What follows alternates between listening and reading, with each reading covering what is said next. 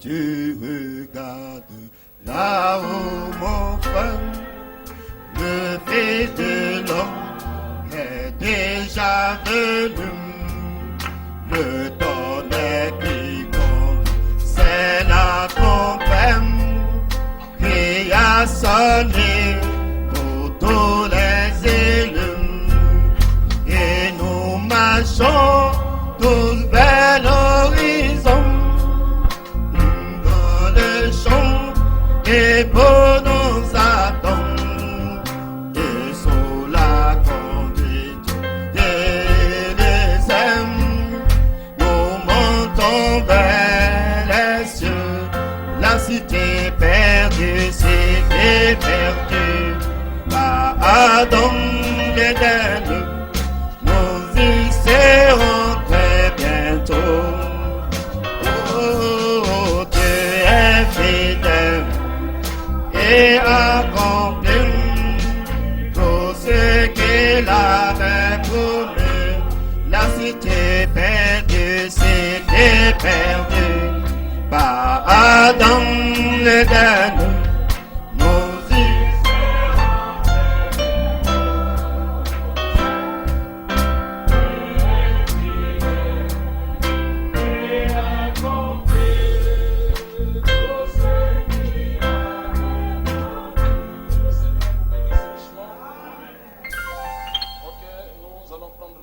sans pour autant tarder.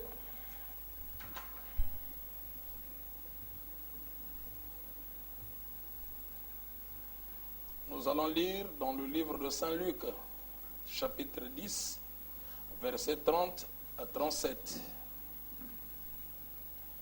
Et puis nous irons dans le livre de Matthieu.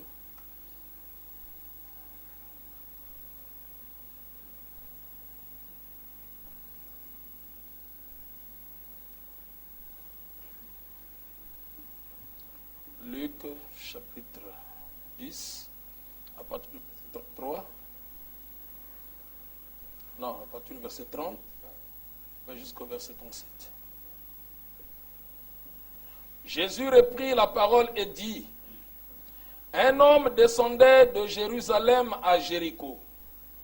Il tomba au milieu des brigands qui le dépouillaient, le chargèrent de coups et s'en allèrent le laissant à demi-mort. Un sacrificateur qui fortuitement descendait par le même chemin, ayant vu cet homme, passa outre. Un lévite qui arriva aussi dans les lieux, l'ayant vu, passa outre. Mais un samaritain qui voyageait, étant venu là, fut ému de compassion lorsqu'il le vit. Il s'approcha et banda ses plaies, en y versant de l'huile et du vin. Puis il le mit sur sa propre monture, le conduisit à une hôtellerie et prit soin de lui. Le lendemain, il tira 2 deniers, les donna à l'hôte et dit: aie soin de lui, et ce que tu dépenseras de plus, je te le rendrai à mon retour. Lequel de ces 3 te semble avoir été le prochain de celui qui était tombé au milieu des brigands? C'est celui qui a exercé la miséricorde envers lui, répondit le docteur de la loi. Et Jésus lui dit: va, toi fais de même. Matthieu chapitre 10.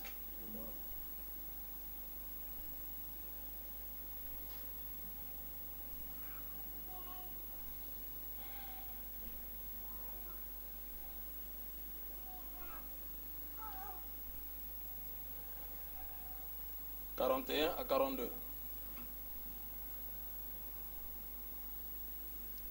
Celui qui reçoit un prophète en qualité de prophète, il recevra une récompense de prophète. Et celui qui reçoit un juste en qualité de juste, recevra une récompense de juste.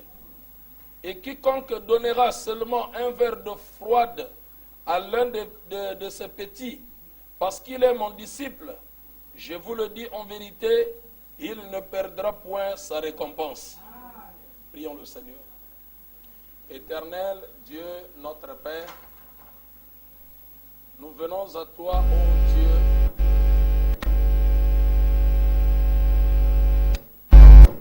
Dans le but de t'adorer, parce que Dieu est le véritable Dieu. Tu n'as jamais changé et tu ne changeras jamais. Seigneur, nous te prions de prendre la prééminence parmi nous cette nuit et que tu puisses éloigner l'homme du chemin, que tu puisses descendre pour parler à ton peuple, que tu puisses circoncire les oreilles de tes enfants afin qu'ils aient la nette compréhension de la parole. Dispose nos âmes à te recevoir, Seigneur, en quelque lieu que tes enfants sont rassemblés pour écouter ce message. Laisse que ceux-ci puissent ajouter quelque chose dans leur vie, Seigneur. Je remets tout entre tes saintes mains, parce que tu es le roi des rois et le Seigneur des seigneurs. Tout pour ta seule gloire. Nous te prions de pouvoir nous inspirer, Seigneur, et de nous accorder le contexte nécessaire ce soir, pour l'amour de ton Saint-Nom, au nom de Jésus-Christ. Amen. Amen. Pour vous asseoir.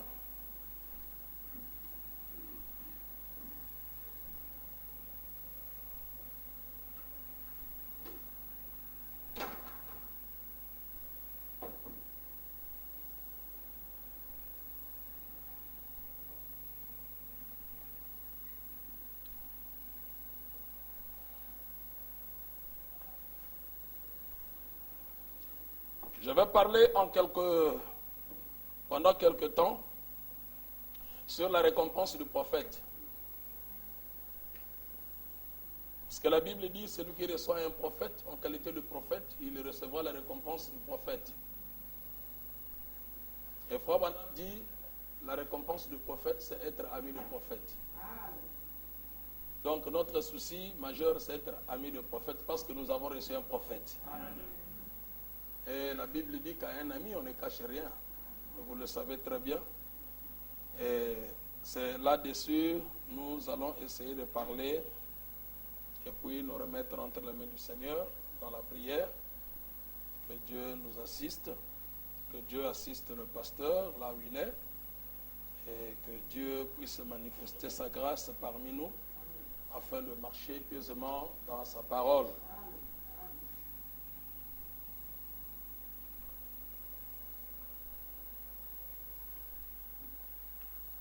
Je vais reprendre un peu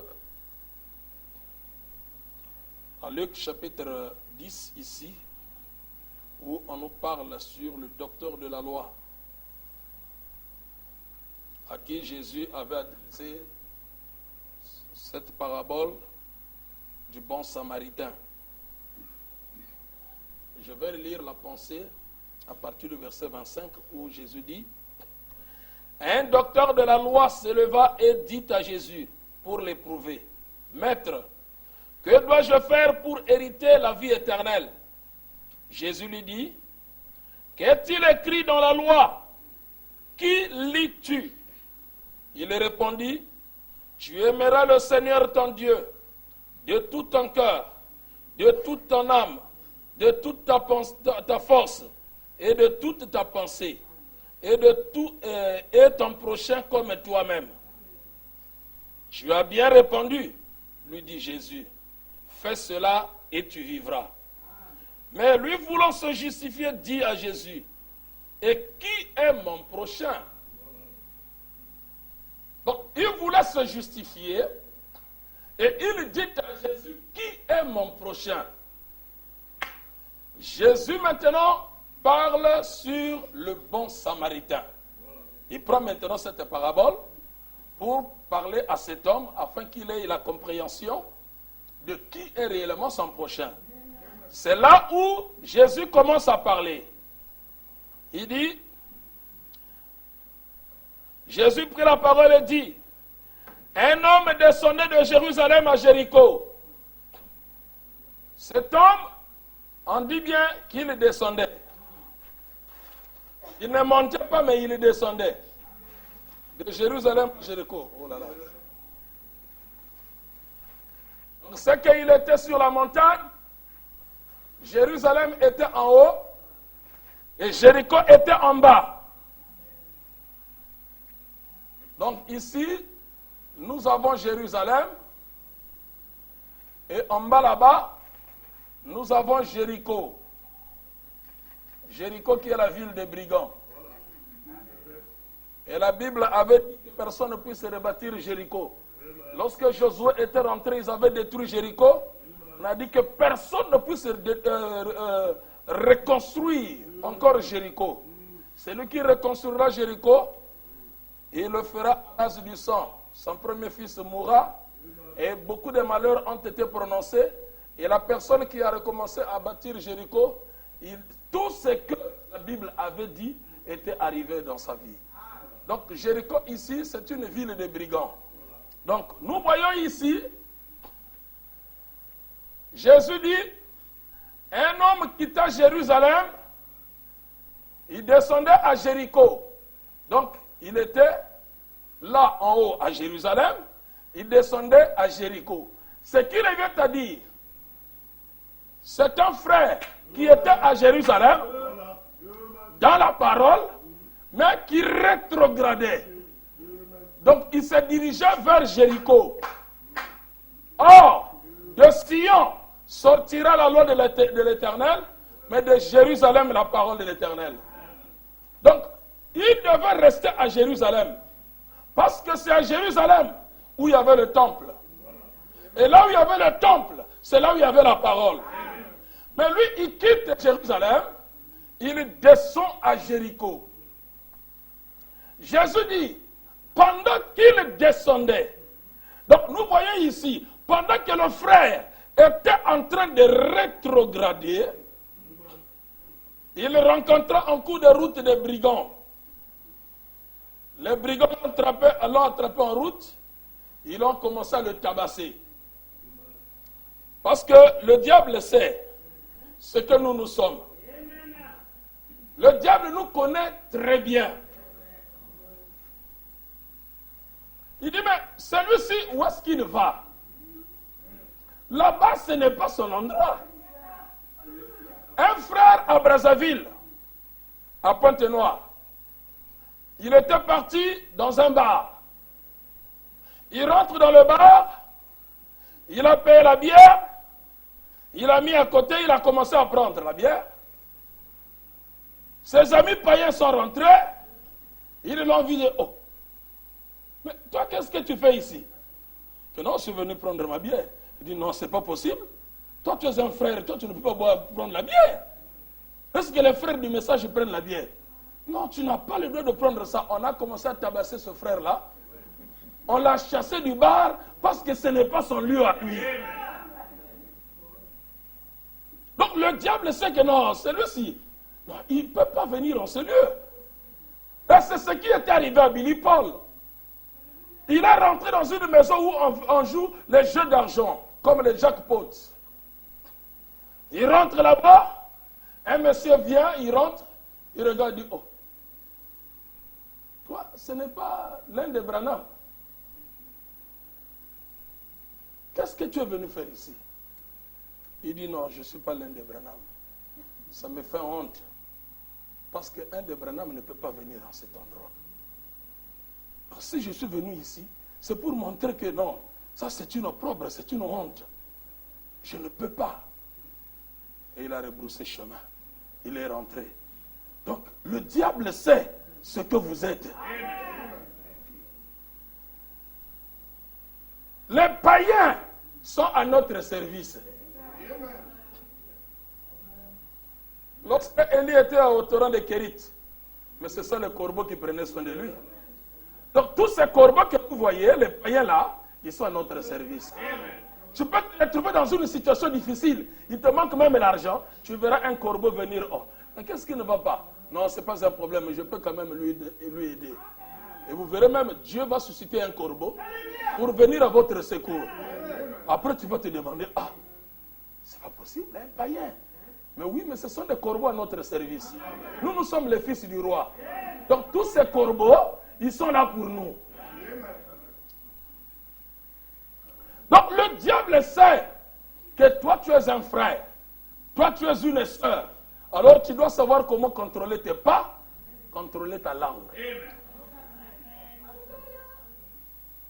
Pendant qu'il descendait à Jéricho, les brigands l'ont attrapé. On lui a frappé. On lui a frappé. On lui a frappé. On lui a frappé. On l'a blessé. Il est tombé demi-mort. Avant que je puisse continuer ma lecture, je vais lire un peu le prophète. Il faut maintenant dire quelque chose de très important ici. J'aime ce passage ici, que j'aimerais lire. Nous sommes tous concernés. J'aimerais que ce soir, avant que nous puissions rentrer dans la prière, que chacun se responsabilise, qu'il sache pourquoi il est venu dans le message et quelle est sa responsabilité. Et pourquoi Dieu nous a envoyé William Branham et quelle position vis-à-vis de cette parole. Comment soutenir la parole de Dieu? La considération que nous devons avoir vis-à-vis de Dieu. Branham dit dans la brochure l'église de Pergame, ou l'âge de Pergame, au paragraphe 61 jusqu'au paragraphe 63. Je vais lire le prophète. La vie de Saint Martin, a été l'une des vies les plus remplies de miracles, comparée à toute autre dans tous les âges de l'Église. Tout au long, depuis Saint Paul, il a été l'un des hommes les plus spirituels. Il était. Paul, Irénée, Martin. Donc dans l'âge de Pergame, le messager c'était Martin. Et Frère Branham dit, Dieu a beaucoup œuvré au travers de Martin. Dieu a beaucoup utilisé Martin, qui était le messager de l'âge de Pergame. Mais, quelle a été la vie de Martin?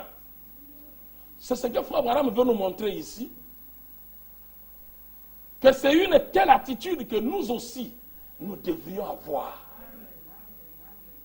Parce que tout ce que les messagers ont vécu, Branham a vécu cela dans la perfection. Donc, tout ce que les martyrs ont vécu, tout ça, c'est rien. Branham a vécu ça dans la perfection. Alors, ce que les martyrs ont vécu, les Luther, les Wesley, nous avons vu cette vie dans William Branham. Et c'est ce que nous devrions faire. Un exemple à suivre. Mais je sais que Dieu ne pourra jamais nous utiliser de la manière dont il utilisait William Branham. Parce que Branham c'est un prophète, vous ne pouvez pas vous comparer à lui. William Branham, même la science.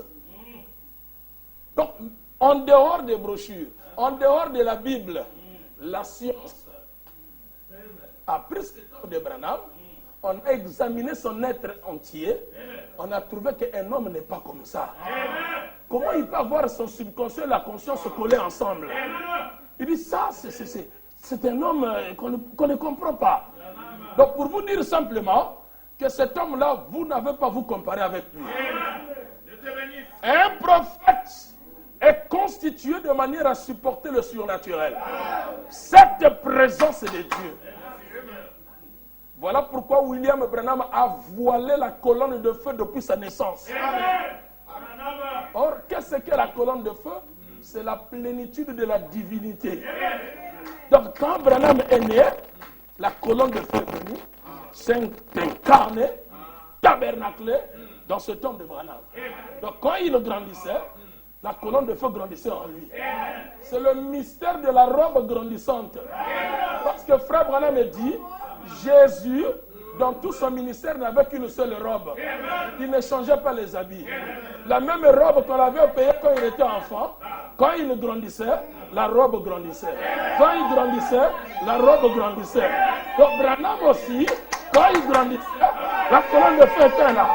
Il grandissait, la colonne de feu était là. Oh, dites Amen. On a toujours un petit balai pour chasser les démons. Les oiseaux du poids qui veulent s'abattre sur les cadavres. Frère Branham dit L'église doit être fortifiée par la révélation de la parole. Nous sommes ici pour la parole, la révélation, parce que nous sommes appelés pour ça. Nous ne sommes pas des pentecôtistes. Les pentecôtistes sont des faucons. Ils essayent de s'envoler, mais ils s'arrêtent sur le fil électrique. Mais nous allons dans les firmaments. Amen. Nous volons très loin et nous voyons ce qui se passe. On chasse nous-mêmes. On ne veut pas que les gens chassent pour nous. Non, non. Nous mentons, nous voyons, nous chassons et nous mangeons. Ce n'est pas un lapin qu'on a tué par un camion et vous venez après, ah, il est déjà mort. Vous commencez à manger. Là où sera le corps, là s'assembleront les aigles. Amen. La récompense du prophète. Écoutez. Il dit, l'un de ses premiers miracles, il parle de Martin. Il dit, pour commencer, je pense qu'il était un militaire. Et puis un jour, alors qu'il passait, voilà que quelqu'un, un homme, était là étendu, gelé et tout frissonnant. Pendant l'hiver, vous savez, vous qui êtes ici, vous connaissez mieux. En train de frissonner. Et tous ceux qui voulaient, ou plutôt qui ne voulaient pas, mais qui pouvaient aider l'homme, passaient.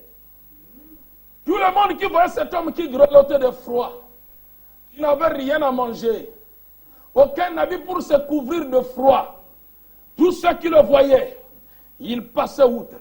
Tous ceux qui le voyaient, ils passaient.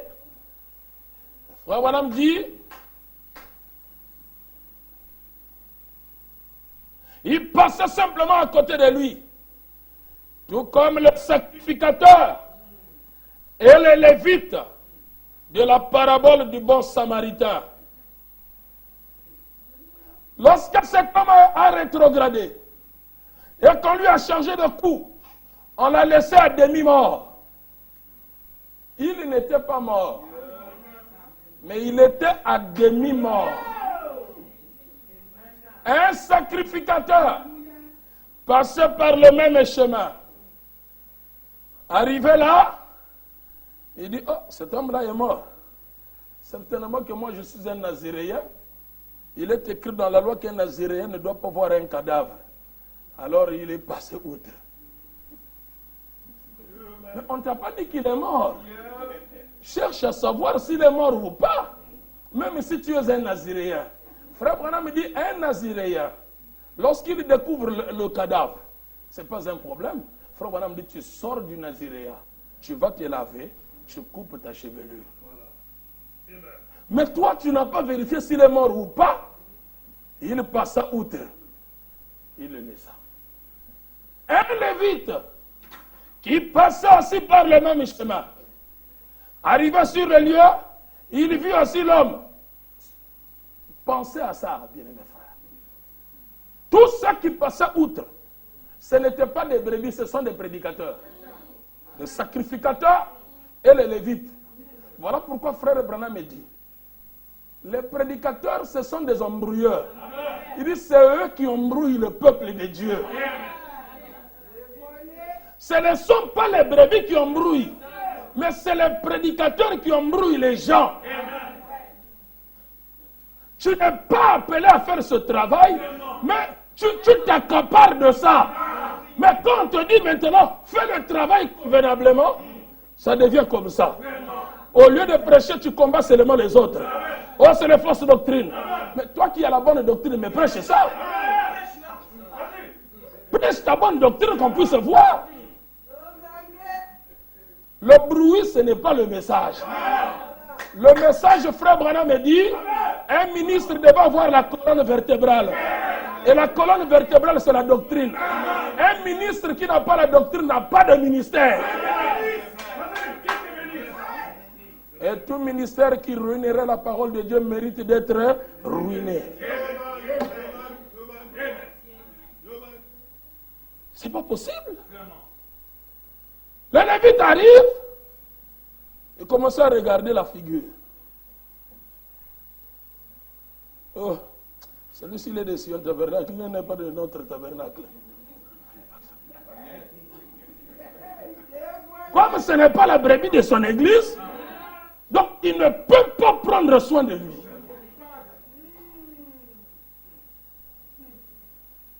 Mais Dieu t'a appelé pourquoi? Le ministère est universel. Dans le corps. Un frère, une soeur a un problème. Tu es un pasteur. Va l'assister. Ce n'est pas que tu commences à chercher la figure. Regardez bien, est-ce qu'il est membre de notre église? Non, frère. Il passe à autre. Oh. Ça, c'est quelle manière de faire les choses? Bon. Parce que Frère Branham dit, même dans la barque, lorsque Jésus marchait avec les disciples, tous ceux qui étaient dans la barque, c'était des ministres. Il n'y avait pas de brebis, il n'y avait pas de frères et de sœurs, mais c'était des prédicateurs. Lorsqu'il est descendu du barque, il leur a dit, je reviens. Ils sont restés, il y a eu des tempêtes. Quand il y a eu la tempête, c'est-à-dire un vent contraire, c'est là qu'on reconnaît réellement si tu as appelé ou pas. Parce que Frère Branham dit, quand vous prenez un chat, un chien, vous repoussez ce poil par l'arrière, il dit, il va vous donner tout le corps, c'est bien. Il dit, mais essayez de ramener ça vers l'avant. C'est là que vous comprendrez. Comment vous voulez simplement qu'on élève? Oh non, tu es un grand ministre. C'est toi l'évêque Intel. C'est toi l'archibishop. C'est toi. Tu ne veux pas qu'on puisse te contredire. Nous ne sommes pas ici pour le culte de la personnalité. Nous sommes ici pour défendre William Branham. Le message du temps de la fin. Si ce n'est pas pour ça. Oh non, frère. Si c'était simplement pour chercher de l'argent, faire de n'importe quoi. Non. On partait, on cherchait des dénominations où on peut faire de n'importe quoi. Voilà pourquoi Frère Branham dit, dans le premier, le deuxième et le troisième pôle, il dit, quand je suis passé par le premier pôle, le deuxième pôle, il dit, tout, il y a eu des imitateurs. Il dit, mais arrivé au troisième pôle, Dieu m'a dit, il fallait pêcher dans les eaux profondes. C'est là où se trouvait le poisson arc-en-ciel. Et ce poisson se trouve dans les eaux profondes. Et ce poisson-là ne vient pas n'importe comment. Ce poisson est attiré par la parole. Voilà pourquoi un vrai frère bâti sur la révélation, il ne suivra pas la beauté d'une église. Il est attiré par la parole. Un chrétien, même ici on dit l'église qui croit la parole de la promesse, ça se trouve je ne sais pas où là, il va se sacrifier pour y aller. Parce qu'il sait que c'est dans la parole que nous avons la vie. Ce n'est pas, oh non, bon frère, on n'a nulle part à aller, bon, voilà pourquoi je rentre seulement ici. Oh. Je crois que quand on meurt, il faut prendre beaucoup de poison. Mais un peu de poison suffit que tu puisses mourir. Oh non, bon frère, je suis là pour l'entendant, parce que tout ça. Non, non, non, non. Ayez souci de vos âmes. Ayez souci de vos âmes. Nous ne sommes pas venus le message pour blaguer. Quand tu trouves les choses ne vont pas, je préfère que tu t'assoies à la maison et écouter les bandes de William Branham. Écoute Branham. Que d'aller là où le message est combattu. Combattre le message, c'est quoi? Vous savez comment on combat le message? Ce n'est pas qu'on va prendre les brochures, on commence à déchirer. Non, non. Non. Je reviens dans la Bible. Paul, sur le chemin de Damas, pendant qu'il partait, Il partait où? Pour combattre l'église du Dieu vivant. Il dit, mais où sont ces gens-là? Oh non, ils sont là-bas. Tous ceux qui sont en train de prêcher Jésus ressuscité. Il dit, allons-y, ils doivent fermer cette église-là. C'est trop de révélations, de fausses révélations comme ça. C'est de fausses doctrines. Quel Jésus ressuscité? Allez, allons-y là-bas. Paul lui-même est devant. Allez, en route. Pendant qu'il partait, la colonne de feu est apparue. Il dit, oh, Gamaliel m'avait dit que si tu vois la colonne de feu, c'est le Jéhovah de l'Ancien Testament. Je vais lui poser la question. La colonne de feu. Je ne parle pas de vos colonnes de feu là. Oh non, tu étais en train de prendre un jus, la colonne de feu est apparue. Oh, tu étais là, tu prêchais, la colonne de feu est apparue. Une grosse colonne de feu, plus que la colonne de feu de Branham. Une colonne de feu qui n'a pas de couleur, on ne sait pas c'est quoi. Non, moi je parle de la vraie colonne de feu. La vraie colonne de feu parle. Ta colonne de feu à toi t'a dit quoi? Lorsque Moïse l'a rencontré, la colonne de feu lui a dit, Moïse, ôte tes souliers. Le lieu que tu te tiens est une terre sainte. Amen. La colonne de feu, avec Branham, tous les jours il parlait à son prophète. Et met tes colonnes de feu à toi. Tu fais ça, ça sort. Tu fais ça, ça sort. Je peux même injurier ça, je ne vais pas blasphémer. Je ne veux pas blasphémer, je vous dis la vérité. Il n'y a qu'une véritable, authentique colonne de feu. C'est ça. C'est le serpent de Moïse. Il va avaler toutes vos petites colonnes de feu.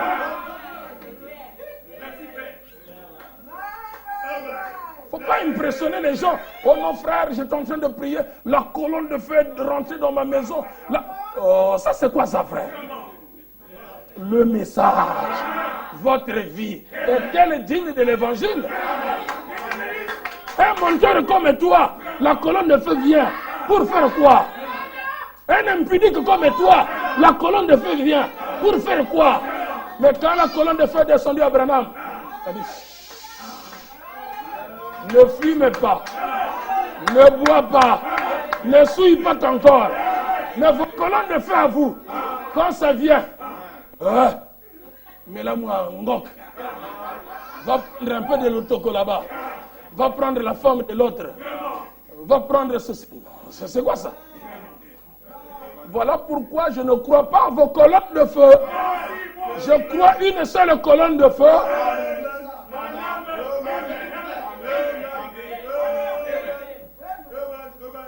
Amen. Ah oui. Nous sommes ici pour la parole.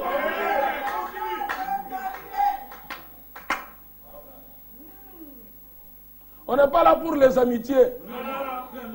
Les véritables amitiés, c'est dans la parole. Parole sur parole. Ces sœurs ici, ils ont abandonné le monde. Mais ce n'est pas en vain. Avec tout ce qui se passe dans ce monde, ils abandonnent le monde. Ils viennent dans l'église. On leur apprend encore la théologie. C'est pas possible. On doit porter la révélation et que la révélation puisse leur amener la révolution. Parce que c'est la révélation qui révolutionne les gens. Vous vous révolutionnez contre Satan. Vous vous révolutionnez contre le diable, contre la dénomination. Et vous vous attachez à la parole. Et vous avez le salut.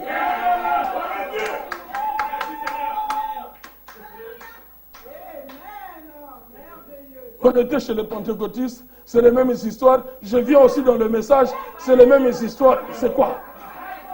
Non, non, non. Il y a une différence entre nous et les pentecôtistes. L'évangélisation du temps de la fin, c'est prêché Malachie chapitre 4.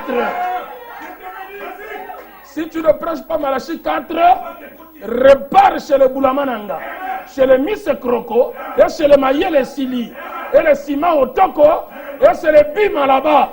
Repars là-bas. Ici, c'est Branham a dit, Branham a dit, Branham a dit, Branham a dit. Donc, toutes les âmes prédestinées par Dieu, aujourd'hui, leur satisfaction, c'est quand ils entendent Branham a dit. Branham a dit. Nous, on n'a pas de problème. Si on va aller à l'enfer avec Branham a dit, Branham lui-même répondra. Ce n'est pas notre problème. Branham répondra. Nous, nous sommes derrière.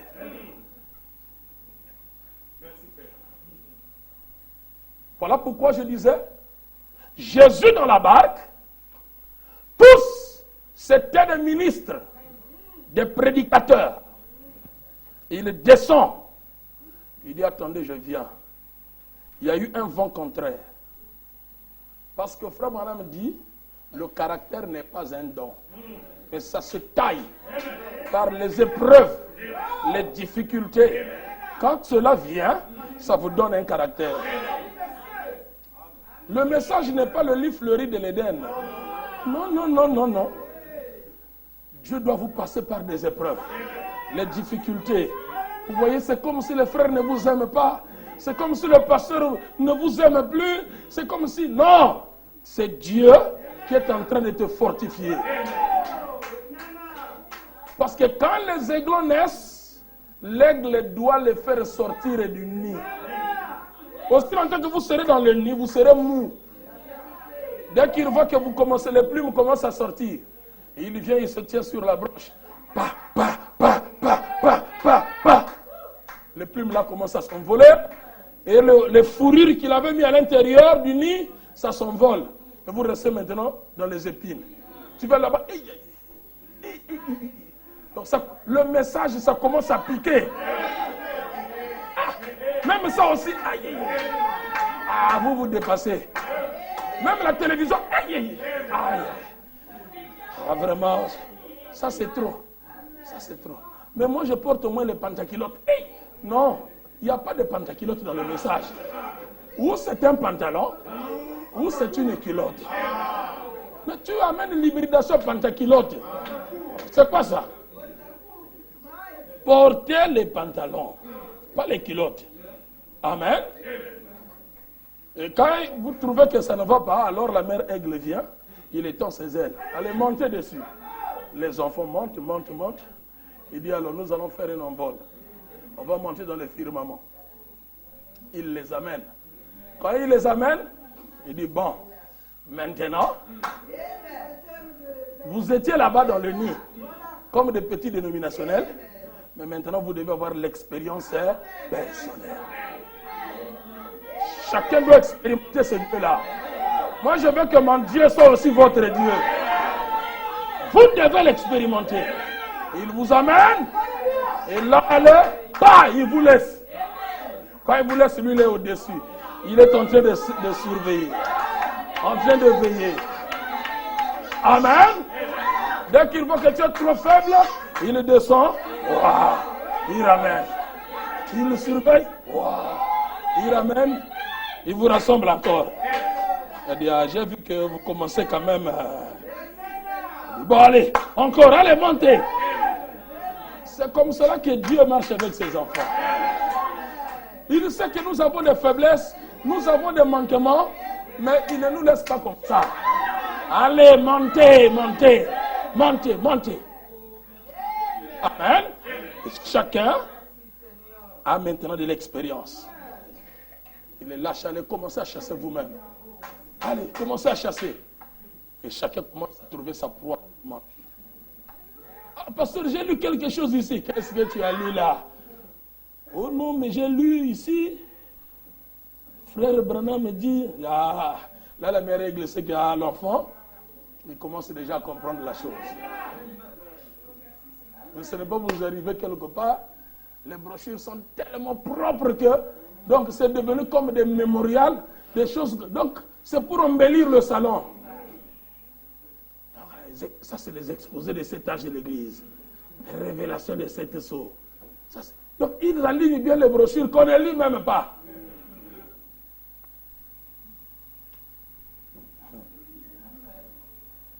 Jésus, dès qu'il est descendu et qu'il y a eu la tempête, la barque a commencé à bouger.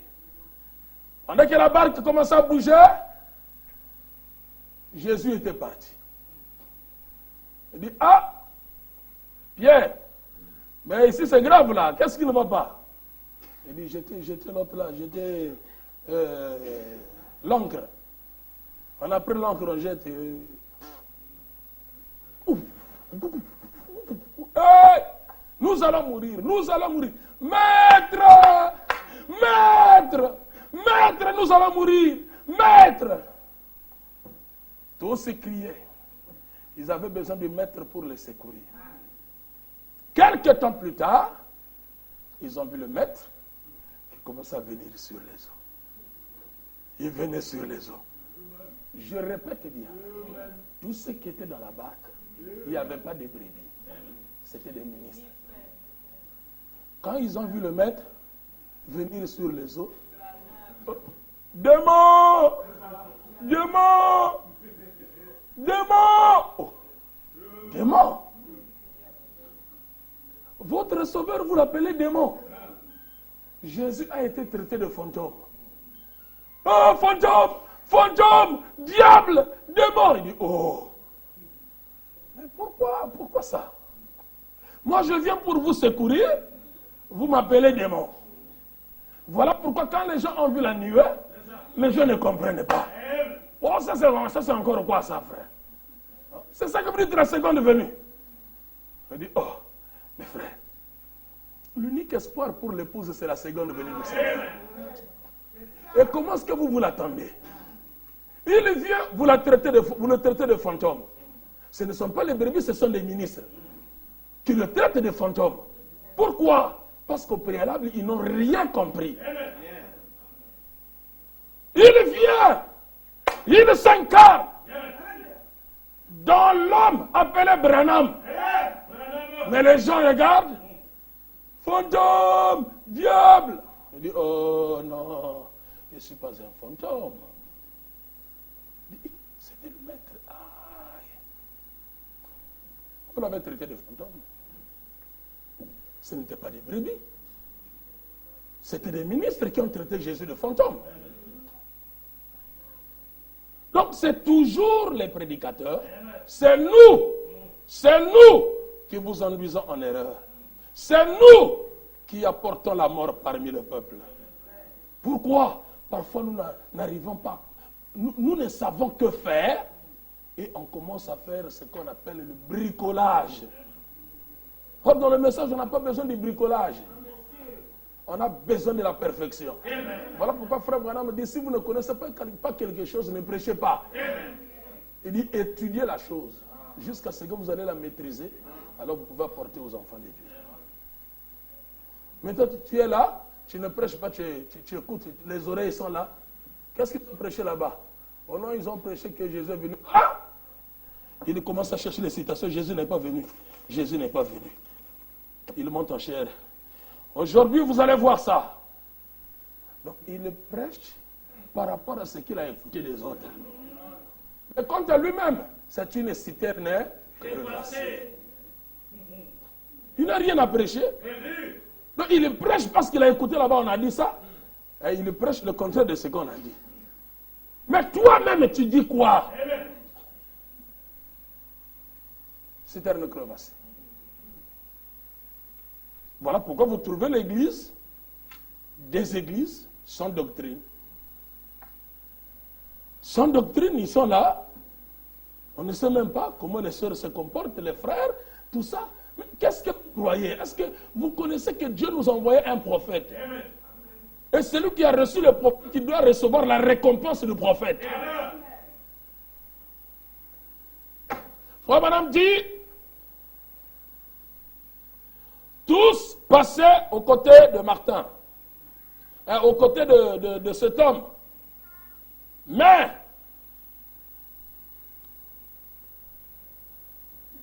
qui pouvait aider l'homme? Tous passaient simplement à côté de lui. Comme le sacrificateur et les lévites de la parabole du bon samaritain.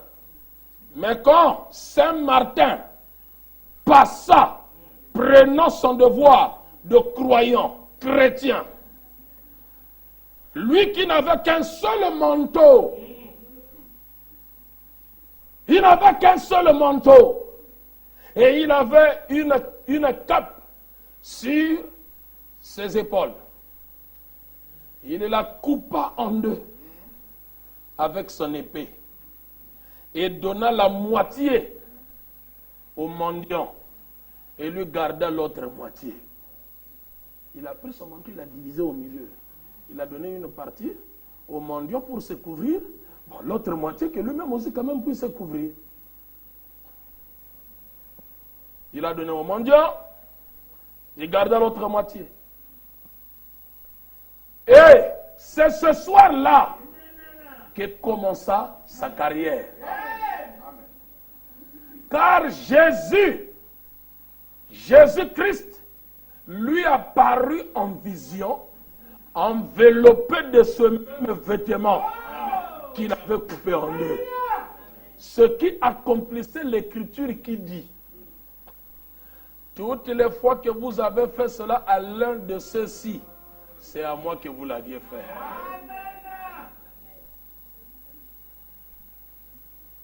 Ne faites pas seulement du bien à ceux que vous connaissez.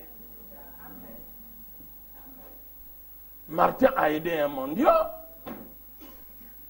Or, c'était le Seigneur Jésus. Ceci est notre fort. Et il voit la vision. L'homme qui avait donné le manteau lui apparaît, c'était le Seigneur Jésus. Et ce même jour commença son ministère. Sa carrière a commencé. Le messager de l'âge de Pergame.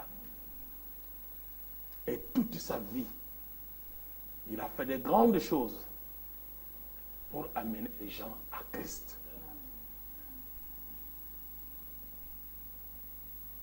Et c'est ce qu'il a fait. Prenez donc ceci comme une leçon. Quoi que vous fassiez à autrui, c'est à Christ que vous l'avez fait. Souvenez-vous-en maintenant. Frère Branham dit, disons tous cela ensemble. Frère Branham et l'auditoire répètent ensemble. Ce que vous faites aux autres, vous le faites à Christ. Nous aussi, on va répéter ça. Vous allez répéter après moi. Ce que vous faites aux autres,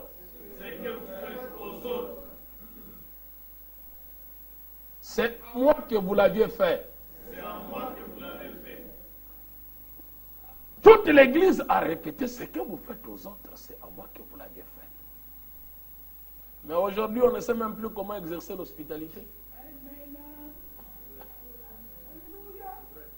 On ne sait plus. Qu'est-ce qu'il faudrait faire? Qu'importe donc ce que la personne pense de vous, c'est ce que vous pensez d'elle.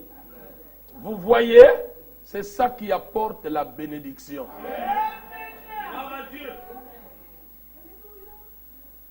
C'est ça qui apporte la bénédiction. Voilà pourquoi cet homme ici, notre frère Branham dit, il quitte Jérusalem, il descend à Jéricho. Il n'était même pas arrivé à Jéricho. Mais en cours de route, on lui chargeait de coups. Et il était tellement blessé. Le sacrificateur. Parce qu'aujourd'hui, tout le monde veut être ministre. Tout le monde veut être prédicateur. Ce n'est pas un problème. Le travail du prédicateur, ce n'est pas seulement prêcher la parole. Vivre la parole. Savoir compatir avec les autres. Voilà, le sacrificateur, il passa outre. Le lévite, il passa outre. Mais, un samaritain qui voyageait, passait sur ce même chemin. Si vous remarquez samaritain, c'est écrit avec un grand S. Frère Branham dit, qu'est-ce qu'un samaritain? Beaucoup de gens ont dit, Jésus, c'est un juif. Parce qu'il est venu chez les Juifs. Jésus, c'est un Samaritain. Jésus, c'est un blanc. Jésus, ceci et cela. Frère Branham dit, nous avons 3 races de gens sur la terre qui sont venus par les enfants de Noé. Certains sont venus par Cam, Sem et Japheth. Ce sont les 3 races que nous avons sur la terre. C'est-à-dire, ceux qui sont venus de Sem, c'est ceux-là qu'on appelle aujourd'hui les Juifs, les Hébreux. Ceux qui sont venus de Cam, c'est nous, les nations. Et ceux qui sont venus de Japheth, c'est eux les Samaritains. Frère Branham dit, pour avoir un Samaritain, il dit les Samaritains, c'est le mélange des Juifs et des nations. Il dit c'est ça qui fait un Samaritain. Pour vous dire que Jésus, en tant que bon Samaritain, il était à la fois Juif, à la fois nation, à la fois Samaritain. Donc toutes les races étaient représentées en lui. Parce que si vous remarquez, même Jésus à sa première venue, il était un Naziréen. Qu'est-ce qu'un Naziréen? C'est un homme consacré pour l'Éternel, consacré pour la parole. Voilà pourquoi vous remarquez, là-bas, Jésus, il ne se coiffait pas. Il avait une longue chevelure comme une femme. Parce qu'il est écrit dans la parole, une femme n'a pas le droit de couper ses cheveux. S'il coupe les cheveux, il coupe une partie des Écritures. Parce qu'en tant que second Adam, il avait en lui 2 esprits, mâle et femelle. En tant que second Adam et naziréen. Voilà pourquoi il ne pouvait pas se raser la chevelure. Voilà pourquoi il s'habillait des robes de cette manière. Parce qu'il avait les 2 esprits en lui, mâle et femelle. Donc, pour que la partie femelle puisse être détachée, il devait d'abord mourir, afin que de sa côte puisse sortir une épouse. Est-ce que vous comprenez cela? Voilà pourquoi Jésus, il ne se coiffait pas. Amen. Mais après sa mort, aujourd'hui, si vous gardez une longue chevelure, vous êtes en abomination. Une femme doit garder sa chevelure, mais l'homme doit couper ses chevelures. Voilà pourquoi Branham, quand il a voulu aussi porter des robes, aller en forêt, ne pas se coiffer, Dieu lui a dit, ne le fais pas. Tu es dans un âge moderne. Tu dois vivre comme les gens de cette époque. Ne sois pas comme ça. Les catholiques sont restés avec des robes. C'est parce que c'est l'imitation du christianisme. Ils n'ont pas compris, quand la colonne de feu marche, il faut marcher avec elle. Ils sont restés sous la sacrificature d'Aaron. Alors que la sacrificature d'Aaron a été changée, nous aujourd'hui, nous sommes sous la sacrificature de Melchisedec. Amen. Aujourd'hui, c'est Melchisedec. Qui est ce Melchisedec? Amen. C'est grave, hein? Branham a seulement posé la question. Qui est ce Melchisedec? Il dit Melchisedec, ce n'était pas Jésus. Parce que Jésus n'était pas encore né. Amen. Mais Melchisedec était devenu Jésus. Amen. Aujourd'hui, il y a un homme qui a représenté Melchisedec dans cette sacrificature. C'est William Branham. Il le représente en tant que prophète majeur dans cette génération. Voilà pourquoi le grand prêtre de notre confession, tout ce que nous confessons aujourd'hui, voilà pourquoi frère Branham, tout ce qu'on lui demandait, il ne pouvait pas, oh non, mon frère, attendez, c'est-à-dire, non, vous avez un problème, c'est comme si c'est lui Dieu, hein, il résout ça sur place. c'est pas possible. Frère Branham, mais notre enfant est mort. Il a commis un accident. On ne sait pas vraiment, frère Branham, qu'est-ce qu'il faut faire. Notre enfant, on ne sait même pas s'il est sauvé ou pas. Il dit, oh, restez calme. Frère Branham est resté. Il dit, bon, j'étais parti en enfer. Amen. Sur place. Il dit, j'étais parti en enfer. J'ai fouillé votre enfant. Il n'est pas là-bas. Ah. Il dit, attendez. Oh là là. Je suis parti au ciel. J'ai trouvé votre enfant là-bas. Avec les charrons, avec les autres. Ils sont tous là-bas. Mais maintenant, si vous voulez qu'ils reviennent, allez vous réunir en famille. Dites-moi, et je vais le ramener.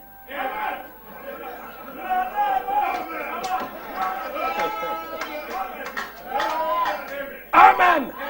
Ils ont dit, Branham, comme il est déjà au ciel, laisse-le rester là-bas. Qu'il reste là-bas. Parce que notre ressuscité de savoir s'il est là-bas. S'il est en enfer, on dirait, ramène le vide. Mais comme il est au ciel, oh notre précieux frère, si tu n'étais pas venu,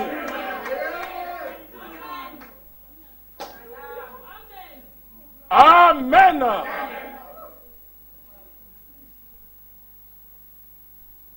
C'est cela qui apporte la bénédiction. Voilà pourquoi notre frère, après qu'on l'ait chargé de coups, avec toutes ses blessures, le bon samaritain qui passait sur le même chemin, il n'a pas regardé à savoir si c'est ma brebis ou pas. Parce que nous, on sait seulement, quand tu vois quelqu'un avec une brochure, c'est un frère. Mais maintenant, ce n'est plus le cas. Quelqu'un avec une brochure, frère, toi, tu es de quel tabernacle? Oh, mais je suis frère. Oui, mais de quelle église, frère? Donc, ils veulent t'identifier bien comme un frère que je connaissais, qui a quitté un pays en RDC pour venir en Angola. Je n'ai pas connu le frère, c'est le frère qui me racontait. Ce frère a ses amis. Il est arrivé vers la frontière de ce côté de l'Angola. Il a dit, ah, je suis ici, je suis étranger, je ne connais pas. Bon, il s'est renseigné, cherchez-moi l'église de Branham, là où on prêche le message de Branham. Il dit, ah, oh, mais c'est facile, ça y est là-bas votre église. Donc, parce que je suis étranger, si je ne connais personne. On l'a amené.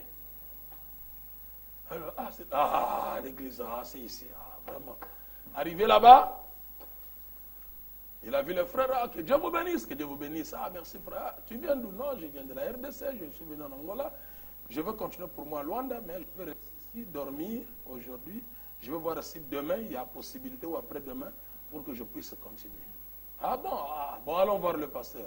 Ah, pasteur, voilà tel frère. Ah bon, ok. Ils sont restés. Ah, mais il fait déjà soir. Frère, mais tu vas dormir où? Je dis non, frère, moi je connais personne ici. Je suis venu ici, je suis votre frère. Je n'ai nulle part à aller. Donc, c'est à vous. Ah, frère, tu n'as pas de famille ici? Oh, mais ma famille, c'est vous. C'est quelle famille encore pour me chercher? Il dit, oh non, frère, tu vois. Ah, nous ici, frère, tu vois. Ah, le frère était tellement dépaysé, tellement déçu. Un garçon, un courageux, un chrétien, s'est dit, bon, merci frère, il n'y a pas de problème, je vais me débrouiller. Il est sorti. Pendant qu'il marchait, il a trouvé quelque part des musulmans qui étaient là. Ah, bonsoir, tout ça. Comment tout ça? Oh, toi tu viens d'arriver. Oh, je viens à peine d'arriver, je vais aller à Luanda, voilà. Ah, est-ce que je peux avoir un endroit pour dormir ici? Oh, mais il n'y a pas de problème. Nous sommes là, tu peux venir, et tout ça. Dormir, tu dors, et demain tu vas. Nous avons des nattes ici, et tout ça. Ah, ok. Il s'est assis. On a amené le riz, la viande, et qu'on sort, tout ça, on l'a amené. Frère, viens manger. Le frère est rentré parmi les musulmans. Il a commencé à manger. Il commence à penser, ah, mes propres frères ne m'ont pas donné à manger. Ne m'ont pas donné un endroit pour dormir. Mais les musulmans, les païens, on lui a donné un endroit pour dormir, il a dormi. Ça lui a donné une très grande leçon. Il a dit, ah. Et quand il est arrivé à Luanda, il commençait à expliquer chez les frères m'ont expliqué, j'ai dit, mais frère Branham me dit, tout Israël n'est pas Israël. Tout Israël n'est pas Israël. Qui vous a dit parce qu'on a mis Branham tabernacle, que réellement ces gens qui sont là-bas, ils croient le message. Non, certaines églises, ce sont des abattoirs. Ce sont des abattoirs. Les gens rentrent pour aller mourir. C'est pour semer des mauvaises semences dans des gens, haïr les gens.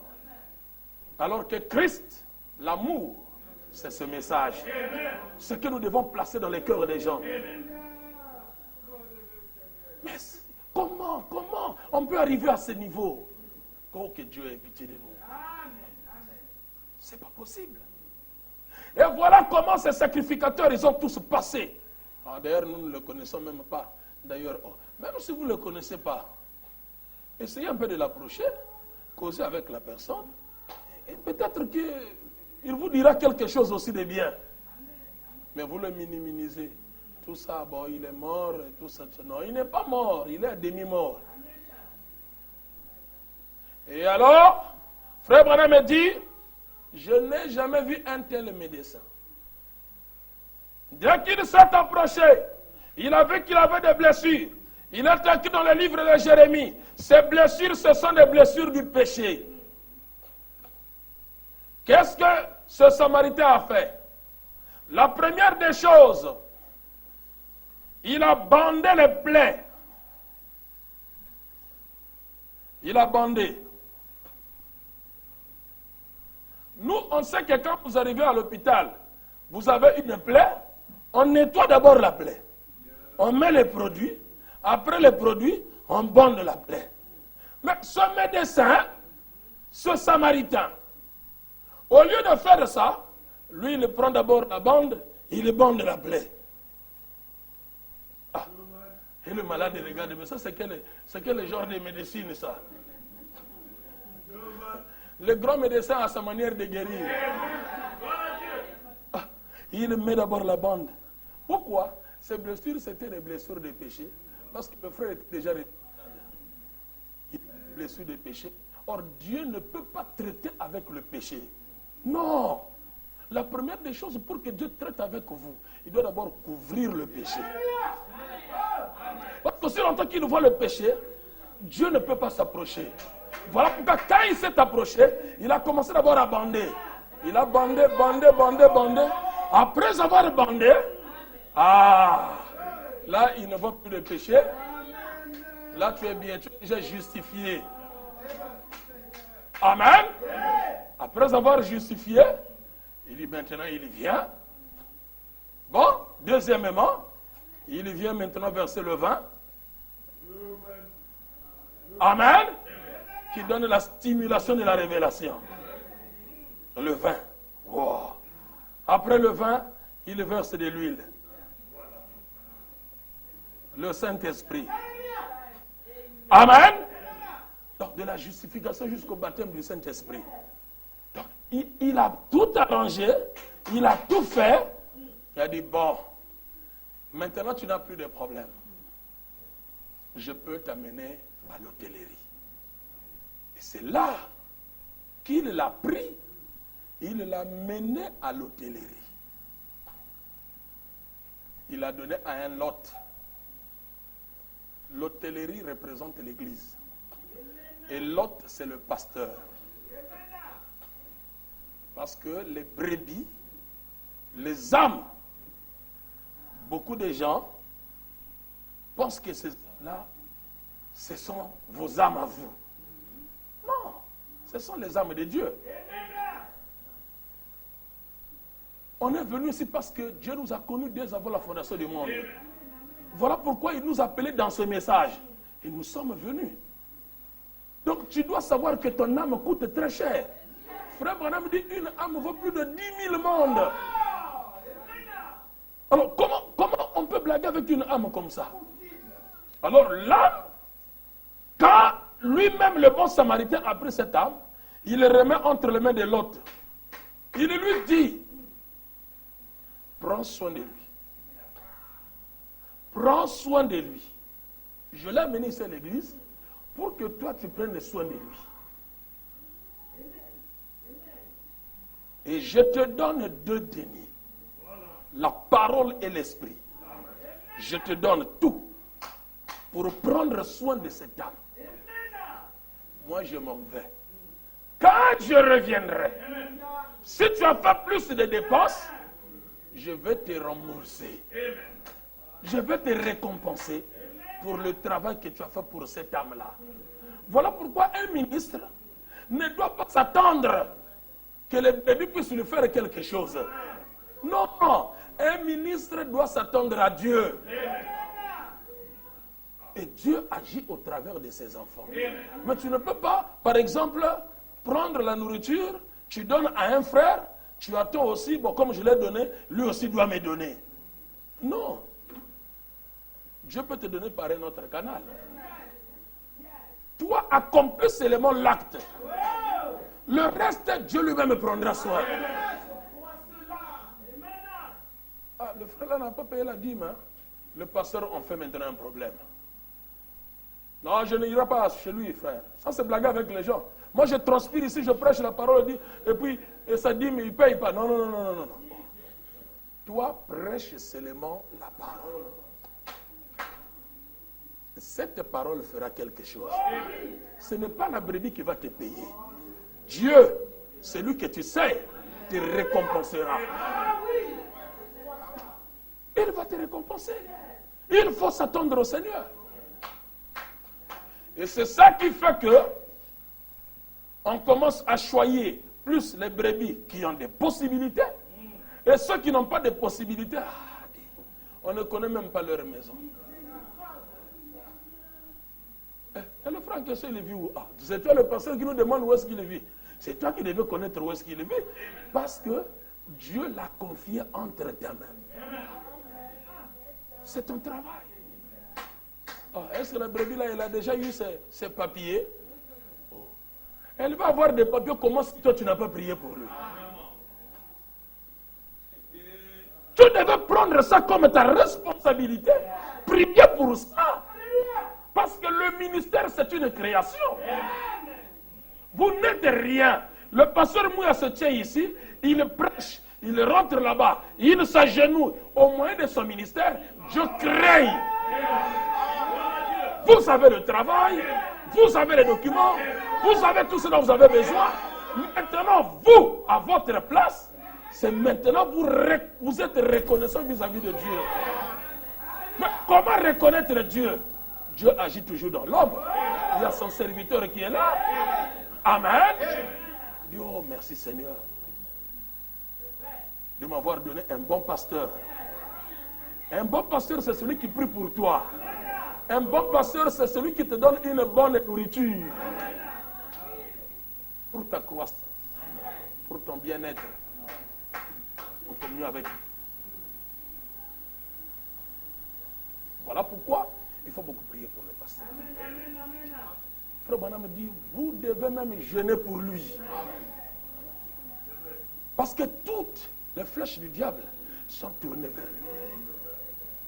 Et sa force, c'est vous. Voilà pourquoi à la remise des couronnes, Frère Branham dit, un pasteur est arrivé à la remise des couronnes. On donnait les couronnes. Sœur, prends. Frère, prends. Une sœur est venue, on lui a donné une grosse couronne. Le pasteur vient, on lui donne une petite couronne. Il dit, oh Seigneur. Mais comment ça, c'est ma brebis, tu lui donnes une grosse couronne? Mais moi, une petite couronne. Il dit, tu sais, si tu as eu du succès dans ton ministère, c'est à cause de cette maman-là. À tout moment que tu prêchais, elle te soutenait dans la prière. Tout ce que tu faisais, c'était grâce à ses prières. Voilà pourquoi elle mérite cette couronne. Donc, ce que vous faites pour votre pasteur, Dieu vous récompensera pour ça. Surtout quand vous reconnaissez que c'est un homme qui a la parole. Vous devez fléchir les genoux, prier pour lui, les soutenir d'une manière ou d'une autre. Et vous verrez la main de l'Éternel. Il le remet à l'autre. Prends soin de lui. Je reviendrai. Je vais te récompenser. Si tu dépenses beaucoup, je vais rembourser. Il n'y a pas de problème. Et maintenant, c'est l'autre qui prenait maintenant soin de cet homme-là, qui était en voie de rétrogradation, qui devait arriver à Jéricho. Donc s'il arrivait à Jéricho, là, il mourrait. Mais en cours de route, parce que Dieu veille sur ses enfants. C'est là où Frère Branham dit, un rétrograde n'est pas un perdu. Il peut rétrograder, et Dieu le ramenait encore. Alors, voilà comment Dieu a intercalé la voie pour le ramener. Alors, il lui a posé la question, qui était le prochain de l'autre?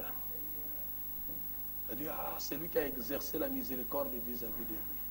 Il dit, toi aussi, va, fais de même. Nous devons faire la même chose. Je vais lire un peu le prophète ici, dans le chef-d'œuvre. Frère Branham dit, chef-d'œuvre, je suis au paragraphe 101 jusqu'au paragraphe 102. Il dit, mais n'oublions pas qu'au commencement, quand il a frappé le côté d'Adam, il a retiré quelque chose de son côté. C'était quoi? C'était Ève. Ça, c'était le premier Adam. Dans le jardin d'Éden. Lorsque Dieu a créé Adam, Ève était un mystère que Adam ne connaissait pas. Un mystère caché. Jusqu'à ce que, lorsque Adam a vu les animaux passer devant lui et que c'était des couples, il y eut en lui le désir d'avoir aussi une semblable à lui. Alors, Dieu le fit tomber d'un profond sommeil. Et lorsqu'il tomba dans un profond sommeil, Dieu soutira de la côte d'Adam une femme, celle qu'on appelle le sous-produit. Dieu n'a jamais créé la femme. Il a créé seulement l'homme. La femme n'était pas dans la création originale. Non, c'est l'homme qui était dans la création originale. Il a créé et c'est fini. Mais lorsqu'il a vu le désir qui était dans le cœur d'Adam, alors il fit dormir Adam d'un profond sommeil. Il soutira du produit créé qui était Adam, il soutira une côte. Et de cette côte, c'est ça qu'il a fait la femme. L'homme était le produit et la femme était le sous-produit. Voilà pourquoi Satan, pour faire tomber l'Éden, qui était l'Éden de Dieu, pour devenir l'Éden de Satan, il devait passer par le sous-produit qui était la femme, parce qu'elle n'était pas dans la création originelle. Il savait que Adam ne tomberait pas. Qu'est-ce qu'un sous-produit? Prenons l'exemple de l'arachide. L'arachide, c'est un produit. Vous pouvez le prendre, vous pouvez s'aimer, vous récolterez l'arachide. Vous pouvez s'aimer, vous récolterez l'arachide. Mais si vous prenez l'arachide, vous amenez à l'usine, et que cela passe par le pressoir, à travers l'arachide, on peut recueillir de l'huile. L'huile n'est pas un produit, c'est un sous-produit. Alors si tu n'es pas intelligent, tu vas amener les bidons d'huile dans un champ, commencer à s'aimer l'huile, tu ne récolteras rien. Il faut s'aimer l'arachide. C'est ça le produit. Donc le produit, c'était Adam. Ève, c'est un sous-produit qui est sorti du produit. Je ne sais pas si l'Église comprend cela. Donc il a fallu que Adam rentre dans le mystère du profond sommeil, que Dieu frappe de ses côtés, et de ce côté que Dieu puisse avoir une femme. Mais quand il a créé, il n'a pas créé une femme. Voilà pourquoi la Bible dit, Dieu les créa l'homme et la femme. Et Branham corrige ça. Il dit, Dieu n'a pas créé l'homme et la femme, mais plutôt Dieu le créa mâle et femelle. Ce qui revient à dire, Adam avait en lui les deux esprits, l'esprit mâle et l'esprit femelle. Et c'est quand il est rentré dans le mystère du profond sommeil que l'esprit femelle était sorti. Il a fabriqué la femme.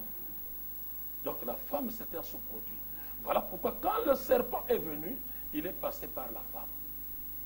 D'où le diable peut rentrer 1000 fois par jour dans une femme, mais dans un homme une seule fois. Et Frère Branham dit, la femme c'est le signe de Satan. Il est rentré, la mort est venue par elle.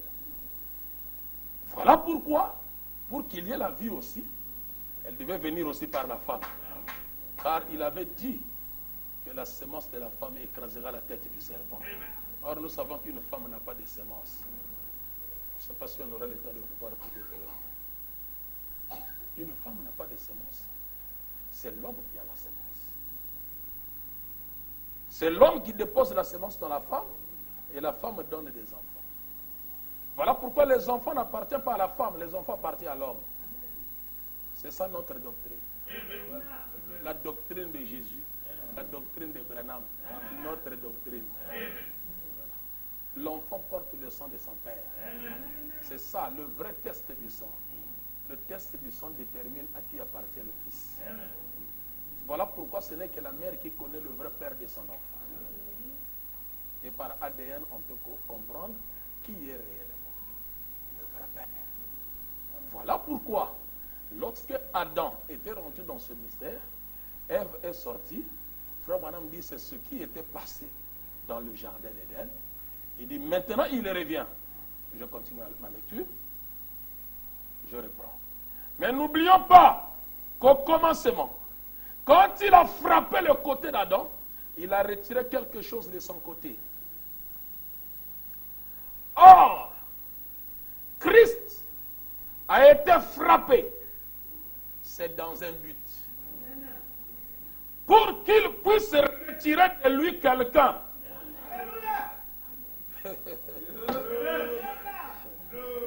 Ah là là. De même que Adam fut frappé pour soutirer Ève, il a pris Jésus, il l'a frappé à la croix afin de soutirer quelqu'un au travers de lui. Vous savez de qui il s'agit? Amen. Ça, même ça aussi, ça demande au nom. Non, ça ne demande même pas de mathématiques. Bon, je vais continuer ma lecture. Or, Christ a été frappé, c'est dans un but pour qu'il puisse retirer de lui quelqu'un pour former une famille. Frère Branham me dit, les Branham, ils se battent derrière la maison. Amen.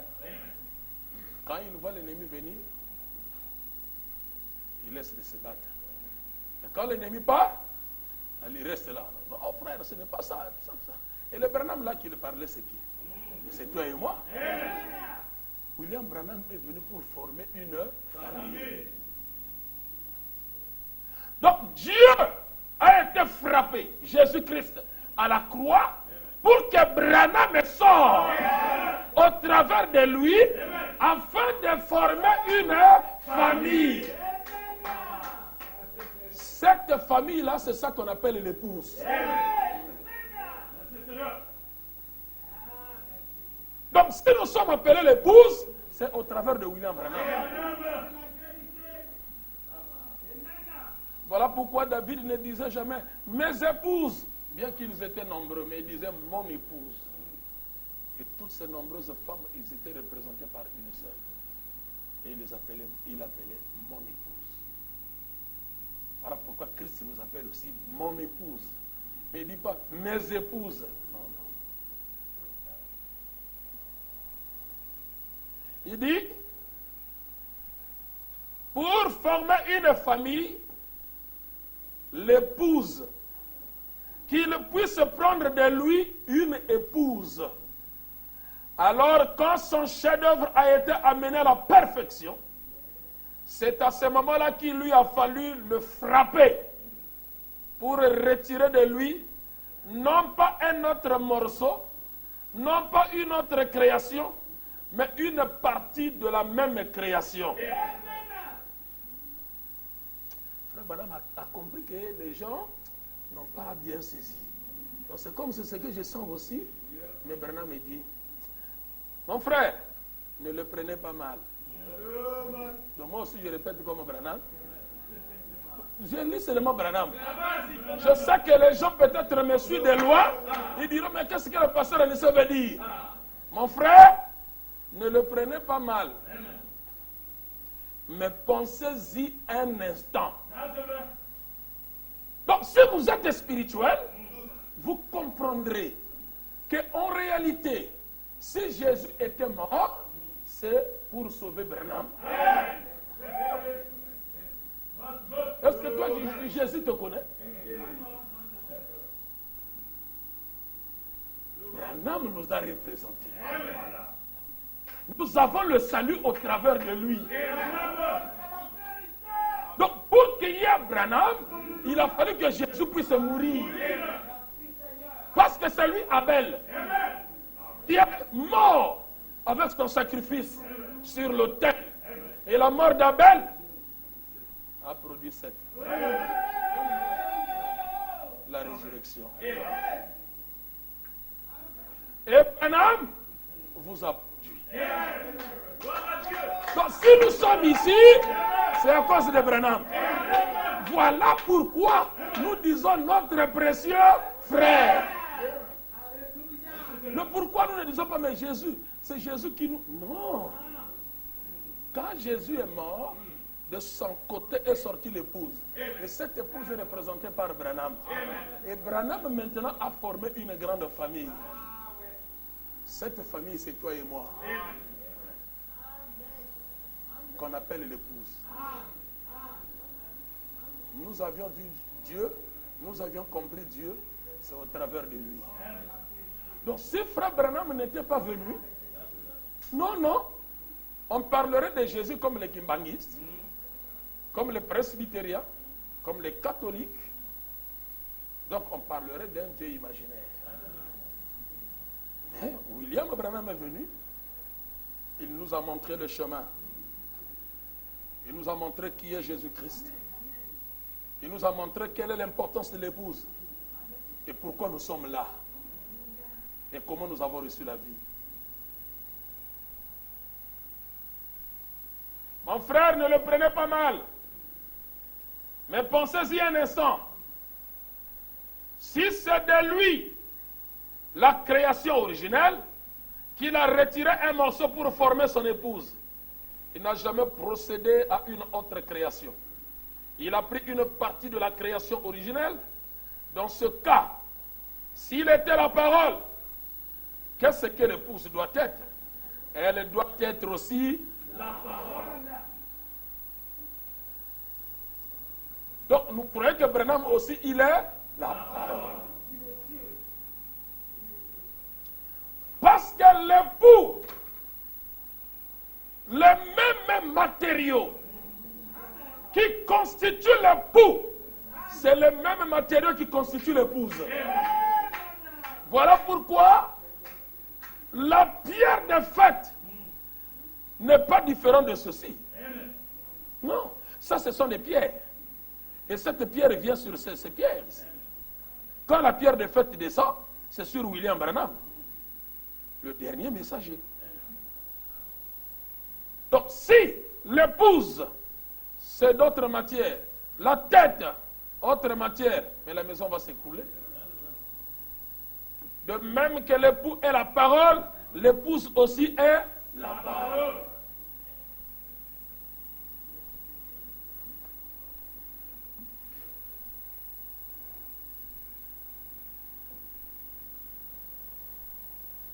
Dans ce cas, s'il est la parole, qu'est-ce que l'épouse doit être?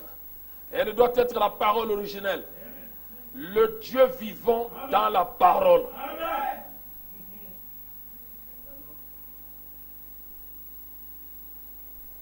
Oui, frère. Donc, nous devons user cette bonté qu'a usé aussi ce bon samaritain. Ce Dieu de William Branham, qui est aussi notre Dieu. Que la vie qui était dans William Branham, que cette même vie se retrouve en nous. Parce que cette vie devait se transmettre. Pourquoi le message qui est l'amour, mais vous avez la haine? Quelque chose ne peut pas. Si Christ est l'amour, et que le message c'est l'amour, nous devons être l'amour. Mais l'amour est correctif. Cela ne veut pas dire l'amour, frère, l'amour, non. Quand les choses ne vont pas, nous corrigeons avec la parole. Que frère, ça ce n'est pas correct, c'est la dénomination. Branham n'a pas prêché comme ça, ce n'est pas correct, ce n'est pas correct. C'est l'amour. Branham dit, Caïn a eu la haine vis-à-vis de son frère. Alors que c'était facile de demander à son frère, frère, qu'est-ce que tu as fait pour réussir comme ça? Abel pouvait lui dire que le sacrifice, ce n'est pas ce que toi tu penses. Toi, tu es un séminariste. Tu as lu la Bible en tant que théologien, qu'ils avaient mangé le fruit. Alors, tu es parti prendre les pommes, tu es parti prendre les cerises et tu viens mettre sur l'autel. Parce que tu as entendu qu'ils avaient mangé le fruit. Est-ce que c'est de ce fruit-là qu'il s'agit? La Bible dit, la femme prostituée a mangé, elle essuie la bouche, elle dit que je n'ai pas mangé. Et de quel manger il s'agit? C'est une prostituée. Il faut comprendre de quoi il s'agit. Amen. Une prostituée mange, elle essuie la bouche, elle dit qu'elle n'a pas mangé. Vous allez voir, Dieu voulant peut-être, nous allons essayer de florer un peu le mystère de la disgrâce, de la sémence du serpent. Comment le serpent s'est faufilé dans les jardins d'Éden pour amener la chute. Ce n'est que William Branham qui a mené cette révélation. Les gens ne connaissaient pas cela. Les gens savaient seulement que le fruit, mais en réalité, ils n'avaient pas la révélation. Jusqu'à ce que Branham avait prêché, le monde religieux, ils ont douté de cela, mais Dieu, comme il ne manque pas de témoins, il devait par la création prouver que ce que Branham dit est la vérité. Ce n'était pas facile, frère, de croire cela. Que Branham ait dit que non, le matin, Adam est parti avec sa femme, le matin, le serpent est parti avec Ève, et le soir, Adam vient, il est parti aussi avec la même femme. Il dit le serpent avait posé la sémence, et lui, Adam aussi, a déposé la sémence, et comme c'était un réveil, le réveil produit toujours les jumeaux. Et il y avait maintenant 2 enfants dans le ventre d'Ève. Comment ça? Il dit voilà pourquoi quand ils sont nés, c'était des jumeaux. Caïn et Abel. Caïn était du serpent, Abel était d'Adam. Les gens ont douté. À la fin, aujourd'hui, la science a prouvé cela. Un blanc marié avec une blanche, il donne naissance, on trouve des jumeaux, un noir et un blanc. Comment expliquer ça? C'était terrible. Le médecin a dit, c'est inexplicable. Comment tu es une blanche et ton mari est un blanc et vous donnez naissance à un noir? Il dit non, ce n'est pas possible. Comment ça? Ils ont discuté, ils ont fait tout ce qu'il fallait faire. La femme dit, ne vous tourmentez pas. Il dit, ce jour-là, mon mari n'était pas. J'étais ensemble avec un noir. Et le même jour, quand mon mari est arrivé, j'étais ensemble avec lui. Donc cet enfant-là appartient à un certain noir.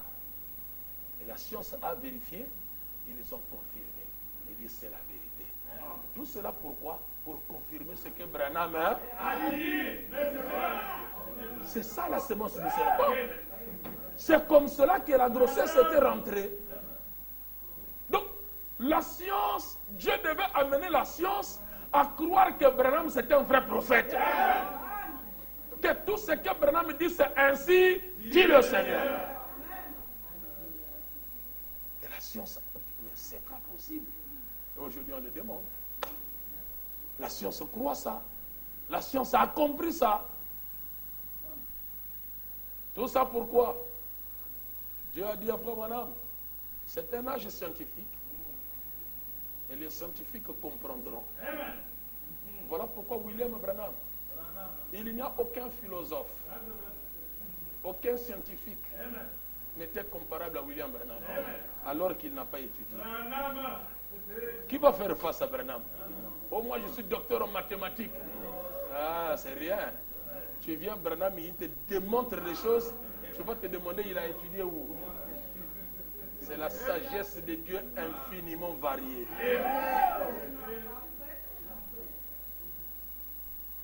Voilà pourquoi Branham, c'était un mystère. Pourquoi? Parce que dès le départ, Branham dit, tous les Élis sont toujours des gens mystiques. On parle d'Élie le Tishbite, l'un des habitants des Galates. On ne connaît ni son père, ni sa mère, d'où il vient, ni sa généalogie. Mais on voit seulement un homme qui sort comme ça avec sa calvitie. Oh non, Élie le prophète. Mais il vient d'où? Il vient d'où cet homme? Il vient d'où? On ne le connaît pas. Et c'est comme disait le Branham. Dans nos écoles théologiques, est-ce que nous on t'avait vu? Mais tu viens d'où toi, Branham? Partout dans les séminaires, on ne t'a jamais vu. Mais quand il ouvre la bouche pour parler, il dit c'est autre chose. C'est Dieu parlant au travers d'un homme. Voilà pourquoi un jour, je vais terminer par là, Frère Branham a fait une grande réunion. Dans cette grande réunion, tellement qu'il y avait beaucoup de sourds, des muets, ils venaient, ils recevaient la guérison.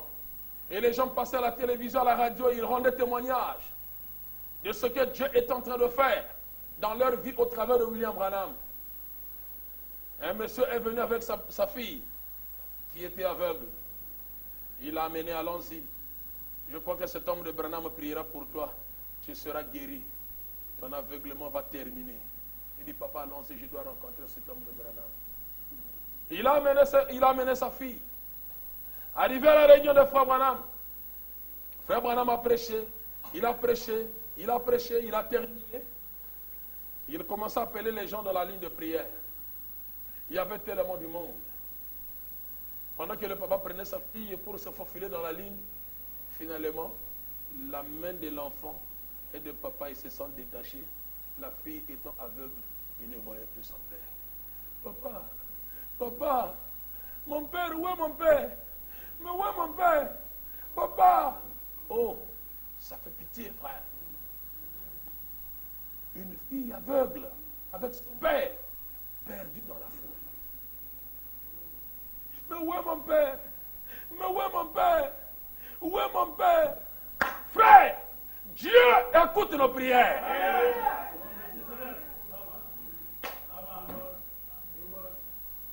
Peu importe dans quelles conditions tu te trouves, si tu crois ce message, frère, parle à ton Dieu, il descendra. Il est là pour toi. Parce que cette fille pleurait. Mon père, mon père. Oh, souvenez-vous dans les jardins d'Éden. Lorsque Caïn tua Abel, la Bible dit, le sang d'Abel criait jusqu'à Dieu. Donc dans le sang, il y a une voix. Dans le sang, il y a la vie. Et Dieu écoutait cela. C'est pas possible. Pendant que cette fille criait, mon père, mon père. Branham a laissé tous ces gens. Il est en train de marcher. En train de marcher. Il sort. Branham en train de marcher. Les gens là-bas, ils étaient là dans la ligne en train de se battre. La prière de cet enfant. Pendant qu'il cherchait son père. Pendant qu'il cherchait son père. Croyez de tout votre cœur. Branham, c'est notre père. Il cherchait son père. Frère Branham est en train de passer. Il arrive là. Il dit, ma fille, c'est quoi? Il s'est agrippé sur Frère Branham. Il dit, je cherche mon père. J'ai perdu mon père.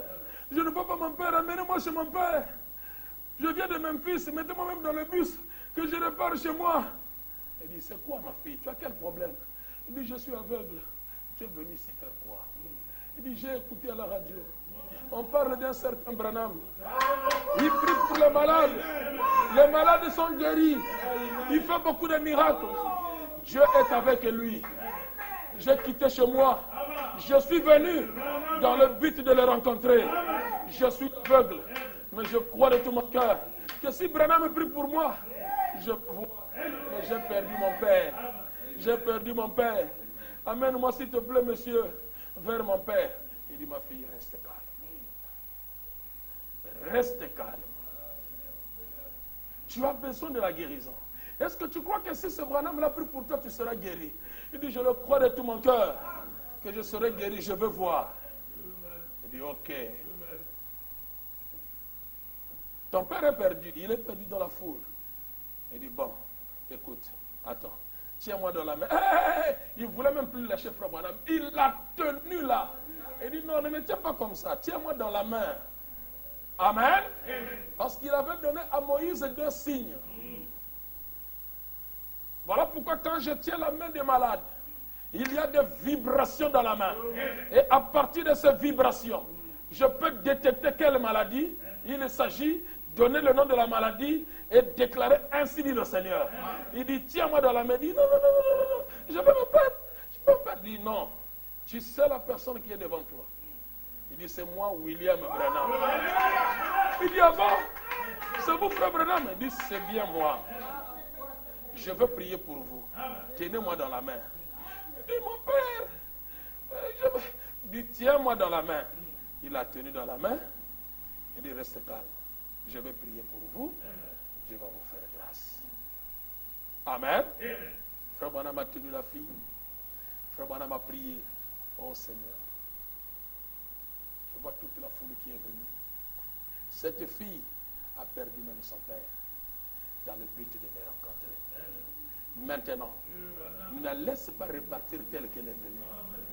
Qu'elle reparte guérie. Au nom de Jésus-Christ. Il dit, ma fille, tu entends ma voix? Il dit, oui, j'entends. Regarde dans la direction où vient ma voix. Et regarde-moi. Il a senti la voix de Frère Branham. Il a regardé. Il regarde. Qu'est-ce que tu vois? Ça, ce sont des lampes. Il dit, oui, ce sont des lampes. Oh. Ce que je vois là-bas, ce sont des gens. Il dit, oui, ce sont des gens. Oh, ce que je vois déjà. Il dit, oui, tu es guéri, tu vois déjà. Acclamez pour le prophète Branham.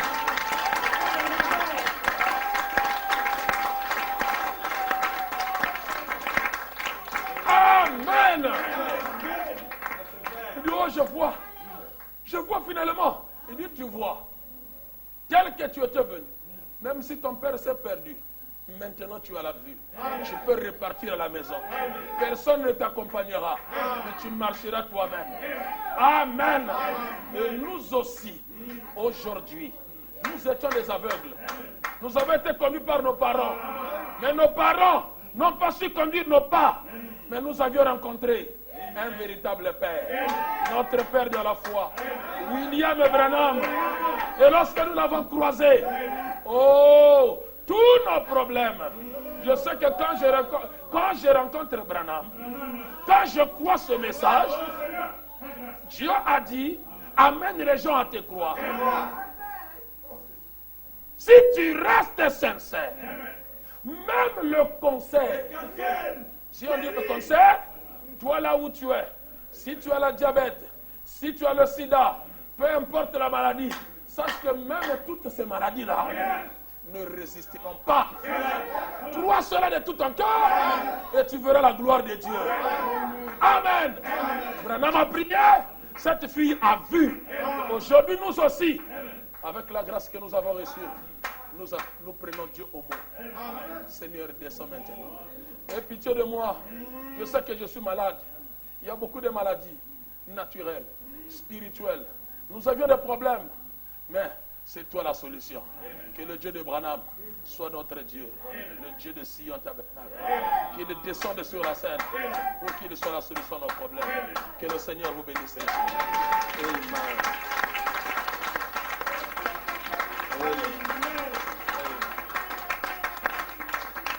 On va se tenir debout, nous allons prier le Seigneur tous ensemble.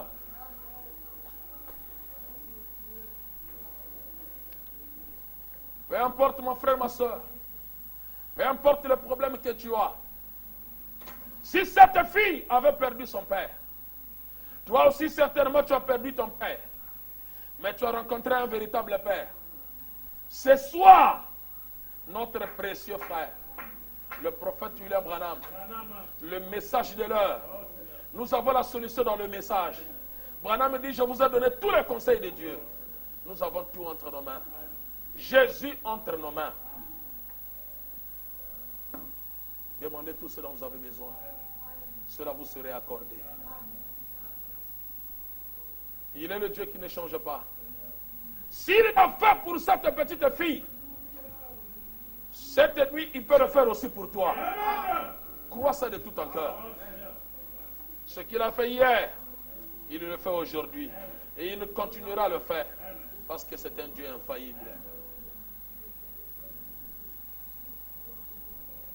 Gloire et gloire. Alléluia. Alléluia.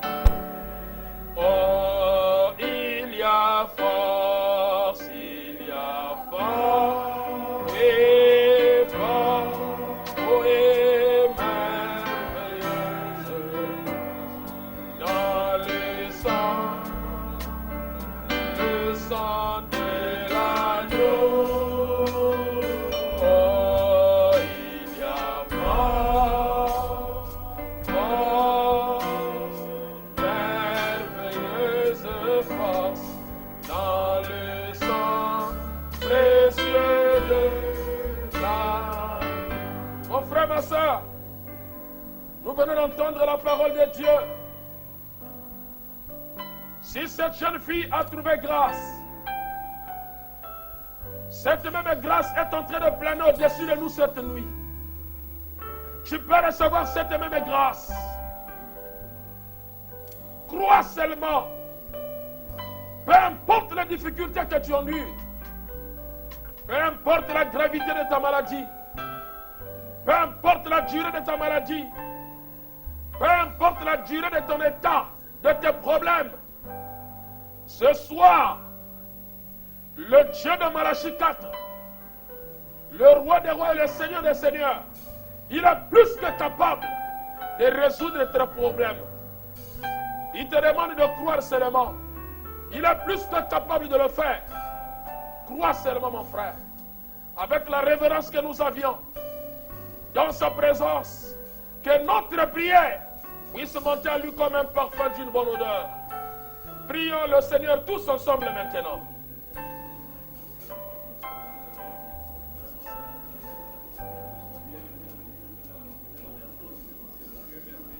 Seigneur Jésus, est-ce que l'onction du Saint-Esprit puisse rôder autour de nous, Seigneur? Parmi nous, Seigneur Jésus, pour nous aider. Nous pouvons être connectés à la révélation de la parole, être connectés à la parole, être connectés les uns les autres, dans la parole, et que tu puisses dissiper les ténèbres, que tu puisses dissiper nos secrets, et que l'onction du Saint-Esprit puisse répondre, Seigneur. Et que ceux qui ont demandé reçoivent la solution. Parce que tu as la solution de nos problèmes. Oh Dieu, ce que tu as fait avec nous, tu peux le faire avec nous. Ce que tu as fait avec nous, tu peux le faire avec nous.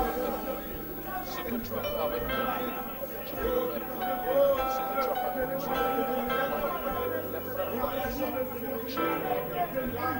je crois. Le Dieu de Dieu, je sens la gloire. Je sens la bataille.